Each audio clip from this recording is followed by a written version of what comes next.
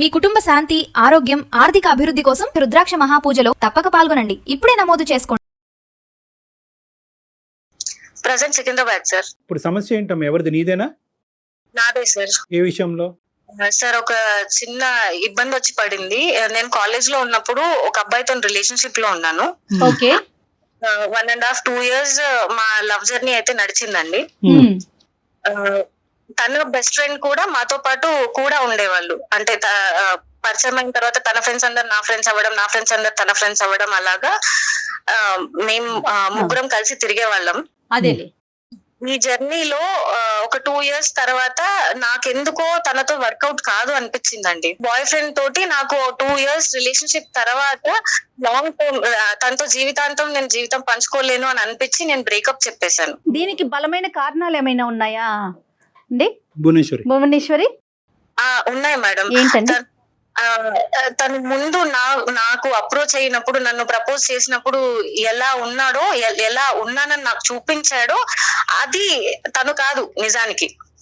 తన నిజ స్వరూపం ఏంటి అని అన్నది ఈ 2 ఏళ్ళు నేను తనతో ట్రావెల్ చేసిన జర్నీలో నాకు అతను ఏంటి అని అన్నది అర్థమైంది. నా స్వభావానికి చాలా ఆపోజిట్ అండి. We are like opposite poles. మాకు అసలు ఆపోజిట్ పోల్స్ అని తెలియటానికి నీకు 2 years టైం పట్టిందమ్మా? ఆ జర్నీలో మెల్లమెల్లగా తెలిసి వచ్చింది సార్. తెలిసింది ఏంటో ఆపోజిట్ పోల్స్ తెలుసుకోవచ్చా? ఫర్ ఎగ్జాంపుల్ ఏదన్నా సార్, అతను అంటే మామూలుగా ముందు చాలా ఫ్రెండ్లీగా, జోవియల్ గా ఉన్నట్టు కనిపించేవాడు. కానీ పైకి అలా కనిపిస్తాడు, కానీ నిజానికి తను అది కాదు సార్. చాలా పొసెసివ్ అండ్ సంకుచిత స్వభావం, చాలా నారో మైండెడ్ అబ్బాయి.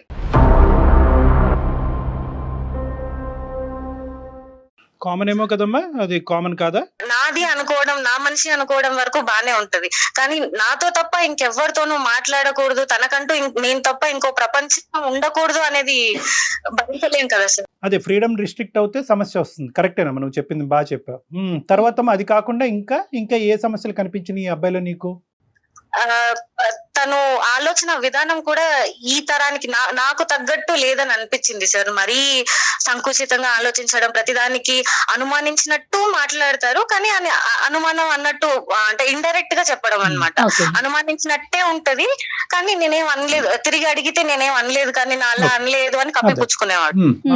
సో ఉన్నవేంటమ్మా? లేనివి బానే చెప్పావు. ఉన్న క్వాలిటీస్ ఏంటి అతనిలో? ఏ కారణాల వల్ల హరీష్ నీకు నచ్చాడు? ఏమనుకుని దిగావు? అంటే తను నాకు చాలా సపోర్టివ్ గా ఉంటాడు అని అనుకున్నా సార్. అంటే కెరియర్ లో కానీ, లైఫ్ లో కానీ తోడుంటాడు, పక్కన నిలబడతాడు, నన్నుగా ఉండనిస్తాడు అని అనుకున్నా. ఎందుకంటే నేను లైఫ్ పార్ట్నర్ తో నన్ను చేసుకోబోయే వాడిలో నేను అదే ఆశించాను, కాబట్టి అవి తనలో ఉన్నాయి అన్నట్టే తను నాతో స్టార్టింగ్ లో బిహేవ్ చేశాడు. తర్వాత ఆ జర్నీలో మెల్లమెల్లగా తెలిసి వచ్చింది ఏంటి అని అంటే, తను చూపించింది తను ఉన్నది వేరే. What is up? నీకు బయటకు కనిపించేది, లోపల ఉన్నది డిఫరెంట్. ఓకే. సో చాలా సార్లు పెద్దగా గొడవలు అయ్యేవి. అంటే చాలా కారణాలు సార్. ఒకటి ఇందువల్లే నేను విడిపోయాను అని మీకు కరెక్ట్ గా పిన్ పాయింట్ గా చెప్పలేను.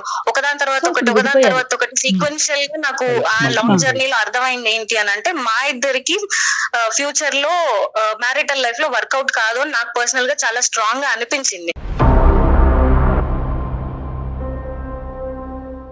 అనిపించిన తర్వాత నేను తనకు ఒక 5 days నేను చెప్పేశాను. సో నాకు పర్సనల్ గా ఇలా అనిపిస్తుంది, నేను నీతో కంఫర్టబుల్ గా లేను, మనం ముందు కొనసాగలేము ఒక రిలేషన్షిప్ లో అని చెప్పి బ్రేకప్ చెప్పేశాను. చెప్పేశావు, అతను స్వీకరించాడు కూడా? చెప్పాను సార్, నా సైడ్ నుంచి నేను బ్రేకప్ చెప్పాను, కానీ అతను తీసుకోలేదు. మళ్ళీ రిపీటెడ్ గా కాల్స్ చేయడం, కాంటాక్ట్ చేయడానికి ట్రై చేయడం, ఏదోలాగా అప్రోచ్ అవ్వడానికి ట్రై చేస్తున్నాడు. నేను అవాయిడ్ చేస్తూనే ఉన్నా. ఓకే. ఈ ప్రాసెస్ లో తన బెస్ట్ ఫ్రెండ్, ముందు చెప్పాం కదా సార్, మేము ముగ్గురం ఉండేవాళ్ళం బెస్ట్ ఫ్రెండ్స్ అని. తన నిశాంత్ అని ఇంకొక అబ్బాయి, తన క్లోజ్ ఫ్రెండ్ అన్నమాట. తన క్లోజ్ ఫ్రెండా? మీ క్లాస్మేట్ కూడానా? మా క్లాస్మేట్. అండ్ వాళ్ళిద్దరు నాకంటే ముందు నుంచి, నేను వాళ్ళకు పరిచయం అవ్వక ముందు నుంచి వాళ్ళిద్దరు క్లోజ్ ఫ్రెండ్స్. రైట్. ఓకే అమ్మా. ఈ మా 2 years జర్నీలో మొత్తం తను ఉన్నాడు. చాలా ప్లేసెస్ కి కలిసి వెళ్లే వాళ్ళం, సినిమాలకి, లంచ్ లకి, బయటకి ఎక్కడికైనా వెళ్ళినా ముగ్గురం వెళ్లే వాళ్ళం. ఈ అబ్బాయి ఆ అబ్బాయి కాదమ్మా, ఈ అబ్బాయి పేరేంటి చెప్పండి? హరీష్ బెస్ట్ ఫ్రెండ్ నిశాంత్ అండి. నిశాంత్. Okay, right. చెప్పు తల్లి, చెప్పు. హరీష్, నిశాంత్, నేను కలిసి తిరిగే వాళ్ళం అంతా అప్పుడు బానే ఉండేది.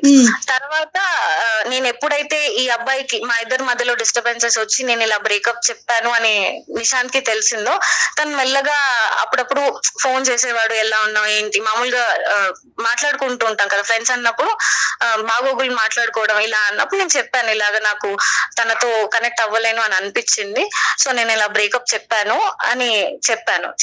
ఆ విషయం తనకు తెలిసిన తర్వాత కొన్ని రోజులు టైం తీసుకొని నిశాంత్ నాకు తిరిగి ప్రపోజ్ చేశాడు.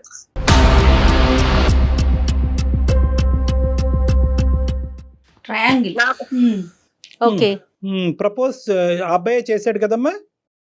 నిశాంత్ నన్ను అప్రోచ్ అయ్యాడండి. ఇక 2 పాయింట్స్ నేను అడుగుతాను. ఒకటి, హరీష్ తో ఓకే బ్రేకప్ అయిన తర్వాత మీరు ఫ్రెండ్స్ లా కంటిన్యూ అవుదాం అనుకున్నారా? మీ ఇద్దరి మధ్యన కమ్యూనికేషన్ కంటిన్యూ అయిందా? ఒకప్పుడు అలా కంటిన్యూ అవునటువంటి పక్షంలో నిశాంత్ తో నువ్వు మాట్లాడుతున్నావు, నిశాంత్ నిన్ను ఇలా ఓదారుస్తున్నాడు, నిన్ను కన్సోల్ చేస్తున్నాడు, నీ బాగోగులు తెలుసుకుంటున్నాడు అనే అంశం హరీష్కి తెలుసా?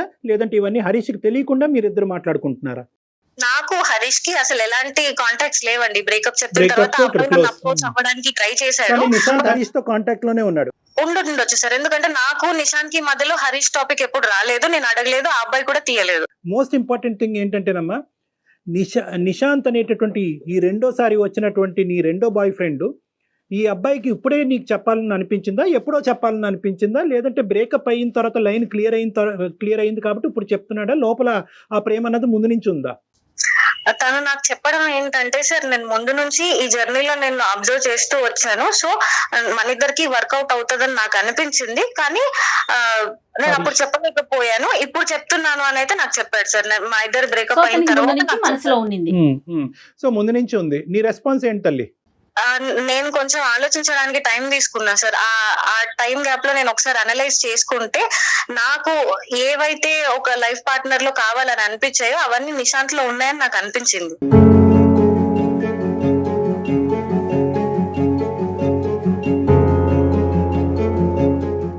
హరీష్ తో నీ బ్రేకప్ కి నిశాంత్ మళ్ళీ నిన్ను ప్రపోజ్ చేయడానికి మధ్యలో టైం గ్యాప్ ఎంత ఉందమ్మా? హార్డ్లీ 1-2 months ఉంది సార్. సో నువ్వు కంప్లీట్ గా ఈజీగా వైపౌట్ చేసావమ్మా హరీష్ ని. బ్రేకప్ అయింది, నచ్చలేదు, అతని యొక్క ప్రవర్తన నీకు నచ్చలేదు కాబట్టి తీసేయాలనుకున్నావు, తీసేసావు. ఆ 2 years పాటు ఉండేటటువంటి జ్ఞాపకాలు ఏవి కూడా నీ లోపల ఒక బాధని, ఒక డిప్రెషన్ ని కలిగించలేదా? లేదు సార్.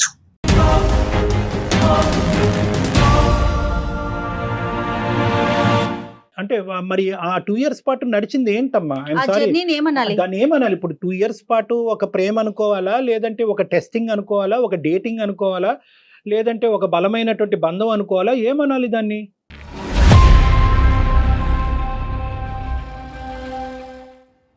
సార్ మీరు అన్నట్టు డిప్రెషన్ లోకి వెళ్ళాలి అని అంటే వదులుకొని బతకలేనంత ఎమోషనల్ కనెక్ట్ ఉండాలి సార్.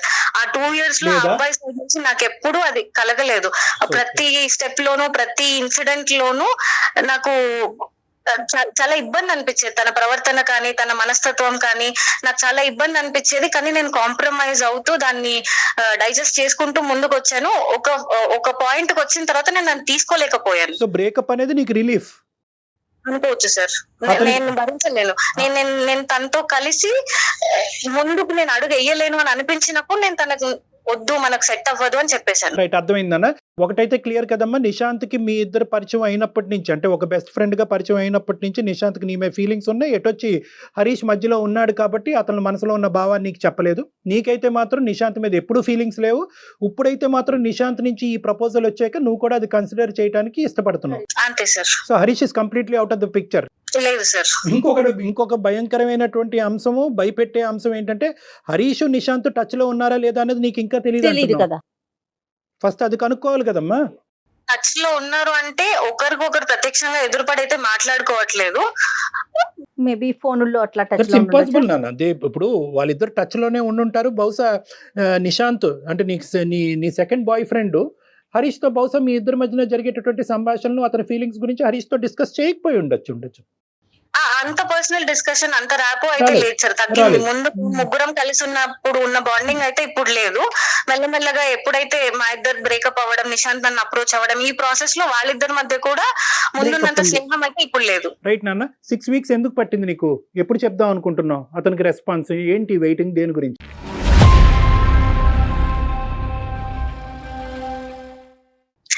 సార్ ఆ గ్యాప్ ఎందుకు వచ్చింది అని అంటే నేను చాలా రెస్ట్లెస్ అయిపోయాను సార్, విసిగిపోయాను వీటన్నిటితోటి. ఆయన వచ్చాడు, ప్రేమ అన్నాడు, జర్నీ చేసాం, ఇదంతా అయింది, మళ్ళీ ఈయన వచ్చాడు, వీళ్ళిద్దరు బెస్ట్ ఫ్రెండ్స్.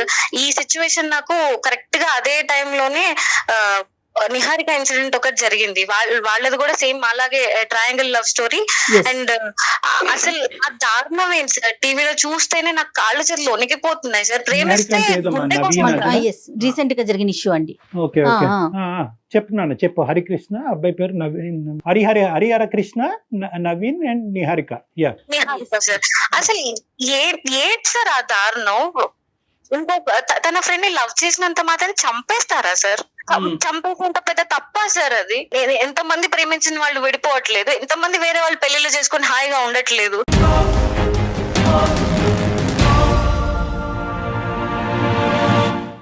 తనని కాదని వేరే వాళ్ళని ప్రేమించినందుకు చంపేస్తారా? అది గుండె అనుకుంటున్నారా, కేక్ ముక్క అనుకుంటున్నారా సార్? అలా పక్కకు తీసుకెళ్లి చంపేయడం దారుణాలు. అది చూసినప్పటి నుంచి నాకు రాత్రులు నిద్ర పట్టలేదు సార్. అసలు నా పరిస్థితి కూడా ఇంచుమించు దాదాపు దానికి దగ్గరగానే ఉంది. ఇది కనెక్ట్ చేసుకుంటాను. ఇలాంటి భయంకరమైన పరిణామాలు వస్తాయేమో. అసలు అందులో నా తప్పు ఎంత ఉంది? నేనేమన్నా తప్పు చేస్తున్నానా? నేను ఇప్పుడు ఈ అబ్బాయికి ఓకే చెప్తే అలాంటి పరిణామాలు ఏమన్నా నేను చూడాల్సి వస్తుందా? అసలు నాకేం అర్థం కావట్లేదు సార్. నీ ఇష్యూకి వస్తే అమ్మా, కమింగ్ టు యువర్ పాయింట్, నీకు నిద్ర పట్టట్లేదు, చేతులు కాళ్ళు వణికిపోతున్నాయి, భయం వేస్తుంది అని అంటున్నావు. ఇప్పుడు నీకు ఒక స్ట్రైట్ ఫార్వర్డ్ క్వశ్చన్ నేను నిన్ను అడుగుతా. ఎందుకు భయపడుతున్నావు నువ్వు? ఏ కారణం చేత భయపడుతున్నావు? నాకు హరీష్ గురించి తెలుసు సార్, ఆ అబ్బాయి మనస్తత్వం తెలుసు. ఇతను వెళ్ళి నిశాంత్ ఏమైనా చేస్తాడా, లేకపోతే వాళ్ళిద్దరూ కొట్టుకొని ఒకరికొకరు ఏమైనా చేసుకుంటారా అని చాలా భయపడుతున్నాను సార్ నేను. అతను ఎంత మొండివాడంటే, ఎంత పొసెసివ్ నేచర్ అని అంటే, ఎప్పుడు తనదే నెగ్గాలి, తన పాయింట్ ఆఫ్ వ్యూవే కరెక్ట్, తనకే దక్కాలి అన్న ఒక ఇది ఉంటది సార్ ఆ అబ్బాయికి. సో ఆ కోపంలో ఈ గ్యాప్ లో నేను చెప్పాను కదా సార్ మీకు, నేను బ్రేకప్ చెప్పిన తర్వాత రిపీటెడ్ గా కాల్స్ చేస్తున్నాడు, కనెక్ట్ అవ్వడానికి ట్రై చేస్తున్నాడు అని. అందులో ఎక్కడ నాకు ప్రేమ కనిపించలేదు సార్. మొండి, నాకు దక్కాలి, నన్ను ఎందుకు వదిలేసి వెళ్ళిపోతున్నావు అన్న మొండి పట్టుదలే కనిపించింది, కానీ ప్రేమతో సాధించుకుందాం అన్న మనస్తత్వం కాదు సార్. అది ఉంటే అసలు నేను బ్రేకప్ చేసుకోకపోయేదాన్ని. ఒక 2 years పాటు జరిగినటువంటి జర్నీ ఒక మీనింగ్లెస్ జర్నీగా మారిపోయినప్పుడు రెండో వచ్చినటువంటి అబ్బాయి ఈరోజు నువ్వు ప్రపోజ్ చేస్తే నువ్వేం చేయాలి? వాడికి ఒక దండం పెట్టాలి. First of all, most important. బాబు, నీకు 10% కాదు 100% ఫీలింగ్స్ ఉండి హరీష్ కంటే 100 రెట్లు ఎక్కువైనా ప్రేమించదు, నో ప్రాబ్లము. కానీ ఈరోజు నేను మానసికంగా I'm not in a stable position. ఈరోజు ఇప్పటి వరకు నాకు జరిగినటువంటి ప్రయాణం అది ప్రేమ, ఇన్ఫాక్చువేషనా, డేటింగా ఏంటో నేను డిఫైన్ చేయలేకపోతున్నాను. ఆ మనిషి నుంచి విముక్తి పొంది ఇప్పుడే సేద తిరిగి నా చదువు మీద, నా ఉద్యోగం మీద కాన్సన్ట్రేట్ చేసేటటువంటి టైంలో ఇప్పుడు నువ్వు ఇంకో ప్రపోజల్ తీసుకొచ్చావు, ఈ భారాన్ని నేను ఇప్పుడు అప్పుడే మోయలేను, కాస్త వెనక్కి తగ్గు, కొద్దిగా సమయం ఇవ్వు అని చెప్పి అడగాలి మీరు. ఎందుకంటే కనుక ఈరోజు ఇది రీప్లేస్మెంట్ స్ట్రాటజీ అంటారమ్మా. చాలా మంది ఆడపిల్లలు ఇక్కడే ఉచ్చులో చిక్కుంటారు. ఒక బ్రేకప్ అయిన తర్వాత ఒక డిప్రెషన్లోకి వెళ్తారు. ఆ డిప్రెషన్ తట్టుకోలేరు, ఆ వ్యాక్యూమ్ని తట్టుకోలేరు, ఆ లేనితనాన్ని తట్టుకోలేక ఏంటంటే ఇంకో సైడ్ నుంచి ఎవరన్నా ఒక నాదుడు వచ్చి కూర్చుని ఏంటి నీ కష్టం ఏంటి, నీ బాధ ఏంటి నాకు చెప్పు అనేటప్పటికి వాడు వెనకతల చూడరు, వాడు ముందు చూడరు, వాడి చరిత్ర చూడరు, ఆ గతం చూడరు, మొదట చేసినటువంటి తప్పే మళ్ళీ చేసి అబ్బా నన్ను ఎంత బాగా వింటున్నాడో, నాకు ఇంత మంచిగా వినేటటువంటి వ్యక్తి నాకు కనిపించట్లేదని మళ్ళీ కనెక్ట్ అయిపోయి అక్కడ ప్రపోజ్ చేయగానే 10 రోజుల్లోనే చెప్తారు. బహుశా ఈ సంఘటన దృష్ట్యా, థ్యాంక్స్ టు దిస్ సంఘటన, అన్ఫార్చునేట్ సంఘటన, నువ్వు ఏంటంటే కొద్దిగా బ్రేక్స్ వేసుకున్నావు. ఒక 6 వారాల పాటు బ్రేక్ వేసావు. అది ఆ ఇన్సిడెంట్ వల్ల అందునుంచి థ్యాంక్స్ టు దిస్ ఇన్సిడెంట్ అని నేను ఎందుకు అంటున్నానంటే, ఈ దురదృష్టకరమైనటువంటి ఇన్సిడెంట్ బహుశా లేకపోతే కనుక నువ్వు కూడా ఎస్ అని చెప్పుండేదాను కదమ్మా సార్. కానీ మీరు అన్నట్టు ముక్కు మొహం తెలియని వ్యక్తి అయితే కాదు కదా సార్. కొన్నేళ్ల పాటు మేము ఫ్రెండ్స్ లా ఉన్నాం, ఒక జర్నీ ఫ్రెండ్షిప్ నడిచింది మా మధ్యలో. ఎక్కడో సడన్ గా నేను డిప్రెషన్ లో ఉన్నప్పుడు ఒక అతను వచ్చి నీ కష్టాలు నాకు చెప్పు. చాలా మంచి పాయింట్. ఈ అబ్బాయి నీ మొదట ఉండేటటువంటి హరీష్ తో నువ్వు కాంటాక్ట్ లో ఉండి మీ ఇద్దరు ప్రేమించుకుంటున్నంత కాలం ఎక్కడ కూడా ఏ మూలన ఏ కోసాన కూడా 0.5% కూడా నేను నిశాంత్ నా పార్ట్నర్ అవుతాడు రానున్న రోజుల్లో నువ్వు ఎప్పుడు అనుకోలే. లేదు సార్, అతనితో కంటిన్యూ అవుతున్నప్పుడు కూడా ఇతనితో నాకు ఫీలింగ్స్ ఉన్నాయి, వీడితో పోల్చుకుంటే వాడు చాలా బాగున్నాడు అనేటటువంటి ఫీలింగ్ నాకు కలిగిందంటే అది డిఫరెంట్ స్టోరీ. లేదు సార్, ఎప్పుడూ లేదు సార్. సో దాని అర్థం ఏంటంటే కనుక ఇక్కడ ఒక బ్రేకప్ తర్వాత ఒక మేకప్ అయింది.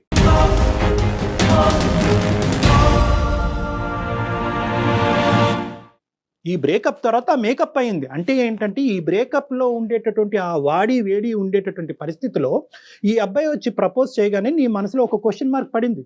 సో కాబట్టి నేనేమంటున్నానంటే ఎప్పుడు కూడా ఇటువంటి సిచ్యువేషన్ సర్కమ్స్టాన్సెస్లో తీసుకునేటటువంటి నిర్ణయాలు ఖచ్చితంగా తప్పుదోవ పట్టిస్తాయి. ఆ అబ్బాయి ఇంతకుముందు ఆ అమ్మాయి భయపడేటటువంటి టీవీలో జరిగినటువంటి సంఘటనలో పరంగా ఈ అమ్మాయి మీద హింస చూపెడితే భయం వేస్తుంది సార్ నాకు. అదే భయంతోనే మీకు మెయిల్ చేశాను నేను. అంటే ఇప్పుడు ఇక్కడ హరీష్ ఫ్రెండ్ కాకుండా ఉన్నట్లయితే ఇంత భయపడాల్సిన అవసరం ఉండేది కాదంటారా కళ్యాణి గారు మీరు? ప్రేమించినటువంటి ఒక అబ్బాయి కానీ అమ్మాయి కానీ ఆ అమ్మాయితో బ్రేకప్ చెప్పిన తర్వాత ఓకే బాయ్, నాకు నచ్చకపోయినా నీ దారి నువ్వు చూసుకుంటాను అంటున్నావు, నిన్ను ప్రేమించాను కాబట్టి నా ప్రేమను ఈ విధంగా నేను త్యాగం చేయాలి అని అనుకుంటున్నాను, నేను ప్రేమించినటువంటి వ్యక్తి నా వల్ల బాధపడకూడదు, నేను నచ్చకపోతే నేను విరమించుకుంటాను, నేను వెనక్కి వెళ్ళిపోతాను అనేటటువంటి అంశం నెంబర్ 1.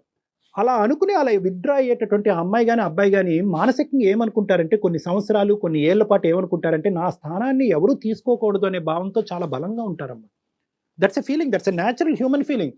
నువ్వు నాకొద్దు, నేను నీకొద్దు, నేను వెళ్ళిపోతాను, కానీ నా స్థానం ఎవరు తీసుకోకూడదు అనేది సబ్కాన్షియస్గా లోపల ఉంటుంది, బయటకు అనరు వాళ్ళు.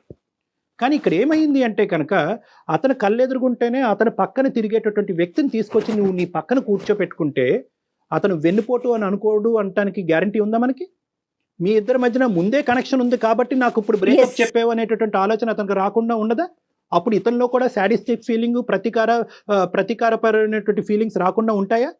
నేనైతే కనుక ఈ సెకండ్ పాయింట్ అయితే ఖచ్చితంగా ఈ అబ్బాయి హరీష్ అనుకుంటాడు అంటున్నాను. ఎందుకంటే నువ్వు చెప్పినటువంటి క్యారెక్టర్స్ బట్టి అసలు నమ్మశక్యంగా కూడా అనిపించట్లేదు కదా భువనేశ్వరి. నమ్మడు, మేము ఖచ్చితంగా నమ్ముతాం. కానీ అక్కడికి వెళ్ళి హరీష్కి ఈ రోజు కాకపోయినా రేపు తెలుస్తుంది హరీష్లో ఎటువంటి పగ ఆవేశాలు రావచ్చమ్మా. ఈరోజు అంత రిస్క్ తీసుకుని నిశాంత్కి కూడా నువ్వు ఐ లవ్ యూ అని చెప్పి ఎందుకు ముందుకెళ్ళి మళ్ళీ ఇంకో తప్పు చేయాలి? తప్పెలా అవుతుంది సార్ అది? అమ్మా అది తప్ప? నాకు నచ్చిన మనిషిని పెళ్లి చేసుకోవడం అన్న హక్కు నాకు ఉండదా సార్? నాకు నచ్చిన మనిషితో జీవితం పంచుకునే హక్కు నాకు ఉండదా?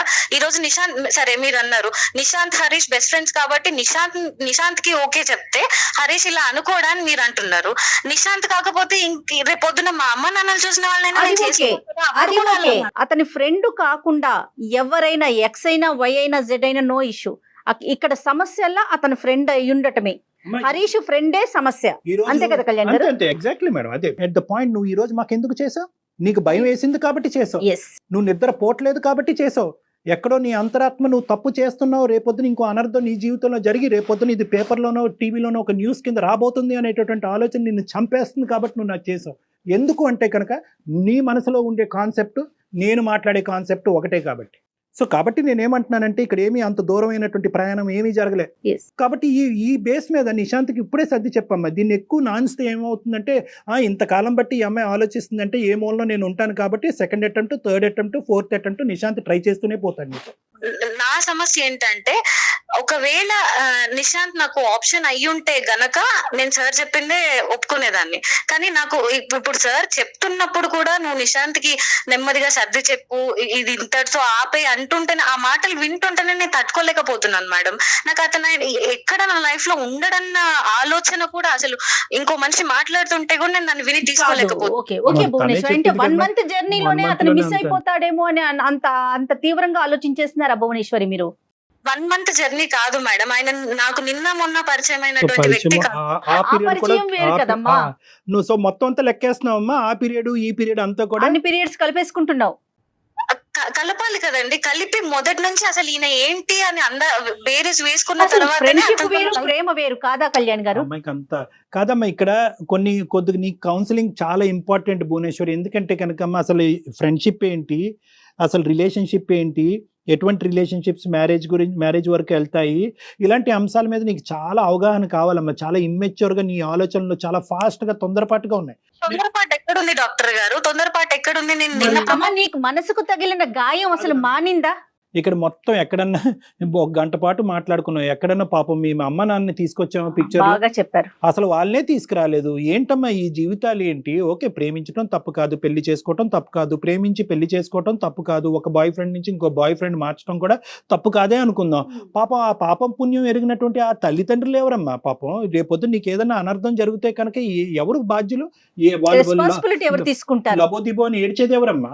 సో కాబట్టి ఓకే, అదంతా మీకు నచ్చకపోవచ్చు మీ తరానికి, కానీ బట్ నేను ఒక పాయింట్ అయితే నేను చెప్తున్నానమ్మా. ఇక్కడ నేను ఇప్పటి వరకు ఆ స్థాయిలో ప్రేమించి నన్ను ఆ స్థాయిలో ప్రేమించినటువంటి ఒక అద్భుతమైన వ్యక్తి దొరికాడా నీకు? ఈ రిస్క్ తీసుకుని హరీష్ అనేటటువంటి రిస్క్ బ్యాక్గ్రౌండ్ లో పెట్టుకుని నువ్వు అంత రిస్క్ తీసుకోవటం అవసరమా? జర్నీ చేశాను కాబట్టే నాకు నిశాంత్ కరెక్ట్ అని నాకు అనిపిస్తుంది అది సార్. జర్నీ ఎలా అవుతుంది? ఇప్పుడు ఇది రీప్లేస్మెంట్ స్ట్రాటజీ అమ్మా. ఈ రోజు హరీష్ వెళ్ళిపోగానే నిశాంత్ అందులో ఫిల్ అవ్వాలా? రేపొద్దున నిశాంత్ ఏదో Mandatory? ఇష్యూ అవుతుంది, అప్పుడేంటి? మ్యాండేటరీయా? ఎవరో ప్రేమించేటటువంటి వ్యక్తి కంపల్సరీగా మనకు ఒక వయసు వచ్చిన తర్వాత కంటిన్యూస్ గా ప్రతిరోజు ప్రతి గంట మన పక్కన ఒకరు ఉండాలా? ఇంత రిస్క్ తీసుకుని ఉండాలా? మనకు బెస్ట్ అనిపించిన దాన్ని తీసుకోవడంలో తప్పు లేదు కదా సార్. రేపొద్దున నిశాంత్ కూడా హరీష్ లాంటి మెంటాలిటీ అనేది నీకు తొందరలో తెలిస్తే కనుక మళ్ళీ మాకు ఫోన్ చేస్తావా? నువ్వు హరీష్ తో చేసినటువంటి తప్పే ఈ రోజు నిశాంత్ తో చేస్తున్నావు. కొంత నిన్ను టైం వద్దు, తీసుకోండి. నువ్వు టైం తీసుకోమంటున్నాను. నిశాంత్ టైం నేను సేద తీరటానికి ఇందాక నుంచి పదే అంటున్నాను. నన్ను నేను సెటిల్ అవటానికి, నా మెంటల్ ఇన్స్టెబిలిటీ సెటిల్ చేసుకోవటానికి, నా కెరియర్ మీద ఫోకస్ చేసుకుని నీ దారి నువ్వు చూసుకో, నా దారి నేను చూసుకుంటాను. నా మనసులో మళ్ళీ నీ మీద ఒక భావం వచ్చినప్పుడు, ఇక్కడ ఉండేటటువంటి ఈ వాడి వేడి చల్లారినప్పుడు అప్పుడు నేను నీ దగ్గరకు వస్తాను. ఆల్రెడీ ఒక దెబ్బ తగిలి ఒక గాయంతో ఉన్నాం. అది గాయమే కాదనుకుంటే మరి ఆ జర్నీని ఏమనాలి? దానికి పేరేం పెట్టాలి? దానికి ఏం పేరు పెట్టాలి భువనేశ్వరి? భువనేశ్వరి నేను అది గాయమే కాదు అని అనట్లేదు మేడం. దానికి మందు నిశాంత్ అని నేను చెప్తున్నాను. లేదు. నా బాధ మీకెందుకు అర్థం కావట్లేదు? నిశాంత్ మందు అని నువ్వు అనుకుంటున్నావు. నిశాంత్ మందో లేదా పుండి మీద కారమో అనేటటువంటిది నీకు ఇంకా ఇప్పుడు ఇంకొంచెం జర్నీ చేయి, అప్పుడు తెలుస్తుంది. నీకు తెలియదు. నువ్వు ఆ ఆలోచన కానీ మెచ్యూర్ గా ఆలోచించేటటువంటి పరిస్థితిలో ప్రజెంట్ నీకు క్లారిటీ ఆఫ్ మైండ్ లేదు. హరీష్ అనేటటువంటి వ్యక్తి యొక్క ప్రయాణంలో నీ సైడ్ ఉండేటటువంటి తప్పులేంటి, నీ ఆలోచన, నీ యొక్క పర్సనాలిటీలో ఎటువంటి లోపాలు ఉన్నాయి అనేటటువంటిది ఆలోచించుకో, విశ్లేషించుకో. రానున్న రోజుల్లో అటువంటి తప్పు నీ ద్వారా జరగకూడదు అంటే కనుక ఏ విధంగా నిన్ను మార్చుకుంటావు అన్నది ఆలోచించుకుని కొంత టైం తీసుకో. వచ్చిన ప్రాబ్లం ఏది నాకు ఇప్పటిదాకా నిశాంత్ లో రాలేదు సార్. నా సైడ్ నుంచి తనకు ప్రాబ్లం లేదు, తన సైడ్ నుంచి నాకు ప్రాబ్లం లేదు. ఇప్పుడు ఇద్దరికి ఓకే అయినప్పుడు మేము హరీష్ ని దృష్టిలో పెట్టుకొని మేమెందుకు కలిసి జర్నీ చేయడం ఆపుకోవాలి? But it is coming with risk అమ్మా. నిజంగా నువ్వు ఆ రిస్క్ తీసుకోవడానికి రెడీగా ఉంటే గో హెడ్. మేమెవరు నిన్ను ఆపటానికి? నిశాంత్ నేను ఎంత ఇబ్బంది పడుతున్నా, మా ఫ్యూచర్ ఎంత రిస్క్ లో ఉందని ఎందుకు ఏం ఆలోచించలేకపోతున్నారు రిస్క్ మేడం? అమ్మా? ఏం అసలు రిస్క్ 1 అమ్మా? month లో అసలు మీ ఇద్దరి మధ్యన ఏం జరిగిందనమ్మా? మీరు అది రిస్క్ అనుకోవటానికి ఏంటమ్మా అంత బంధం ఏం ఏర్పడింది? నిశాంత్ నన్ను అప్రోచ్ అవ్వడం, నేను మళ్ళీ వెనక్కి వెళ్ళి డే 1 నుంచి తనతో పరిచయం ఏర్పడ్డ దగ్గర నుంచి మా జర్నీ ఒకసారి ఆలోచించుకుంటే నాకు అర్థమైంది మేడం. నాకు కరెక్ట్ హరీష్ కాదు, నాకు కరెక్ట్, నాకు నిశాంతే కరెక్ట్ అని నాకు అర్థమైపోయింది.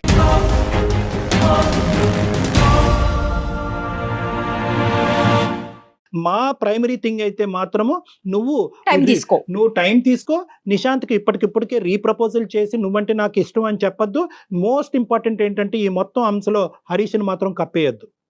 హరీష్కి ఇండైరెక్ట్ గా తెలిస్తే కనుక పరిస్థితి ఇంకో విధంగా ఉండొచ్చు. కాబట్టి ఇండైరెక్ట్ గా తెలిసే ముందు డైరెక్ట్ గానే చెప్పడం బెటరు. అన్నిటికంటే ఫైనలీ మోస్ట్ ఇంపార్టెంట్, నీకంటూ ఒక కుటుంబం ఉంది, తల్లిదండ్రులు ఉన్నారు. ఇప్పటికైనా మొదట చేసిన తప్పు మళ్ళీ రిపీట్ అవ్వకూడదు అంటే ఇప్పుడు నీ పేరెంట్స్ ని ఇన్వాల్వ్ చేయడం అనేది అందరికీ శ్రేయస్కరం. ఇదే భాష ఏదైతే మాతో మాట్లాడేవో, నిశాంత్ కరెక్ట్, నిశాంత్ సూపర్, నిశాంత్కి మించినటువంటి మనిషి లేదు అనేటటువంటి అంశాలు ఏవైతే చెప్పావో అవే మీ తల్లిదండ్రుల దగ్గర రిపీట్ చేయి. మీరు ఆర్గ్యూ లోకి వెళ్తున్నారు భువనేశ్వరి, ఆలోచించండి ఒకసారి. ఆర్గ్యుమెంట్ కూడా నువ్వు ఎందుకు వెళ్తున్నావు అంటే కనుకమ్మా, మాకు ఫోన్ చేయకి, మాకు ఈమెయిల్ చేయక ముందే నువ్వు నిశాంత్ కావాలి అని చెప్పి 100% కాదు 200% ఫిక్స్ అయ్యావు. కాబట్టి ఈ రిస్క్ ని ఆ నిశాంత్ అలాగే ఉండాలి, నిశాంత్ నేను ప్రేమించాలి, నిశాంత్ నేను పెళ్లి చేసుకోవాలి, కానీ నాకు హరీష్ దగ్గర నుంచి రిస్క్ రాకుండా మీరు ఒక ఆలోచన చెప్పండి అంటే కనుక అలా మేము చెప్పలేమమ్మా. ఎందుకంటే హరీష్ని మేము చూడలేదు, హరీష్తో మేము మాట్లాడలేదు. హరీష్ ఆ టీవీలో జరిగినటువంటి సంఘటనలాగా హరీష్ ప్రవర్తిస్తాడో లేదో అన్నది మాకు తెలియదు. అలాంటప్పుడు ఏంటంటే మాకు తెలియనటువంటి అంశము రిస్క్ ఉన్నట్టుగానే ముందుకు వెళ్ళమంటాం, కానీ రిస్క్ లేనట్టుగా ఊహించుకుని ముందుకు వెళ్ళమని చెప్పే దమ్ము ధైర్యం నాకైతే లేదమ్మా. అమ్మ, జీవితం ఇది అందరికి పరిచిన విస్తరవదు. అన్ని కష్టాలు నష్టాలు అన్నీ ఉంటాయి. ఆలోచించుకో భువనేశ్వరి, నువ్వు వెంటనే నిర్ణయం తీసుకోమని చెప్పట్లే. ఇప్పుడు ఈ విషయాన్ని కూడా టకామని ఎస్ అని చెప్పేయాలని మేము ఎక్స్పెక్ట్ చేయట్లేదమ్మా. ఎస్, నువ్వు టైం తీసుకో. డాక్టర్ గారి నెంబర్ నీకు నేను షేర్ చేస్తాను, పర్సనల్ గా వచ్చి కలు, ఫోన్ లో కాదు. ఓకేనమ్మా? సరే మేడం. ఆల్ ది బెస్ట్ తల్లి. బాయ్ అమ్మా, all the best Bhuvaneshwari. Bye. Right Kalyan garu, thank you so much. నమస్తే అండి.